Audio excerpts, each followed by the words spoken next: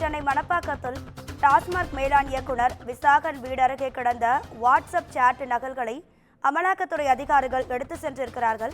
இது தொடர்பான அண்மை செய்தியை பார்த்துக் கொண்டிருக்கிறோம். சாட்டிங் தொடர்பான பிரிண்ட் அவுட் கிழிக்கப்பட்டு வீட்டருகே வீசப்பட்ட நிலையில் அதனை அமலாக்கத்துறை அதிகாரிகள் எடுத்து சென்றுள்ளனர். இது தொடர்பான கூடுதல் தகவல்களை நமது செய்தியாளர் சுப்பிரமணியன் வழங்கிட கேட்கலாம்.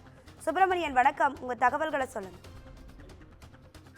சென்னை போரூரை அடுத்த மணப்பாக்கம் பகுதியில் டாஸ்மாக் உடைய மேலாண் இயக்குநராக இருக்கக்கூடிய விசாகன் IAS அவருடைய வீட்டில் அமலாக்கத்துறை அதிகாரிகள் சோதனை மேற்கொண்டு வருகிறார்கள். இன்று காலை 7 மணியிலிருந்து இந்த சோதனை என்பது நடத்தப்பட்டு வருகிறது. டாஸ்மாகில் 1000 கோடி வரை முறைகேடு நிகழ்ந்திருப்பதாக கூறி அமலாக்கத்துறை அதிகாரிகள் இந்த சோதனைகளை மேற்கொண்டு வருகிறார்கள்.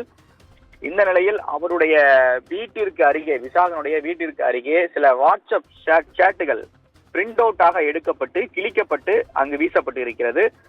சுமார் 20 பக்கங்கள் கொண்ட அந்த வாட்ஸ்அப் சேட்டுகள் அனைத்தும் அந்த வீட்டிற்கு அருகேயே கிழிக்கப்பட்டு இருக்கிறது.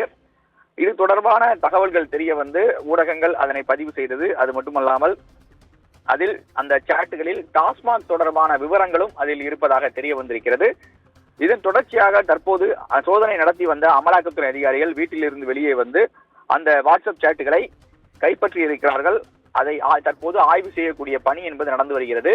யார் யாரிடம் பேசியிருக்கிறார்கள், என்னென்ன தகவல்கள் பரிமாறப்பட்டிருக்கிறது, அதே போல அதில் சில புகைப்படங்களும் கிழிக்கப்பட்டிருக்கிறது. அது என்ன புகைப்படம், அதே போல அந்த செல்போன் எண், இந்த வாட்ஸ்அப் சேட் எந்த செல்போனிலிருந்து எந்த செல்போனிற்கு அனுப்பப்பட்டிருக்கிறது என்ற பரிமாற்றம் தொடர்பான விவரங்களையும் அமலாக்கத்துறை அதிகாரிகள் ஆய்வு செய்து கொண்டிருக்கிறார்கள்.